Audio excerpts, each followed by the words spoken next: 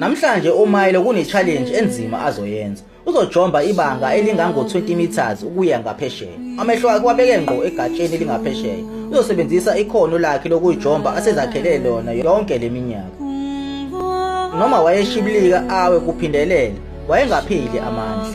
Wayelokhu ezamile. Uma wakhe wayekhathazekile indlela ingane yakhe eziphethe ngayo. Wabiza umfundisi ukuthi azomthandazela ukuze ashintshe.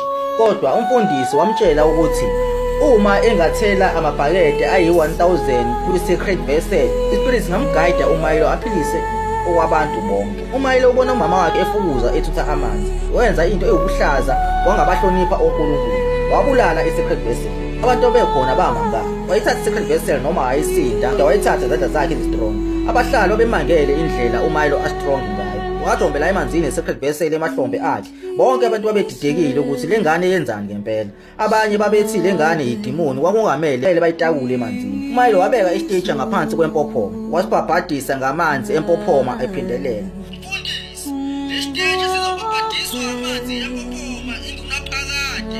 Uyajabula-ke?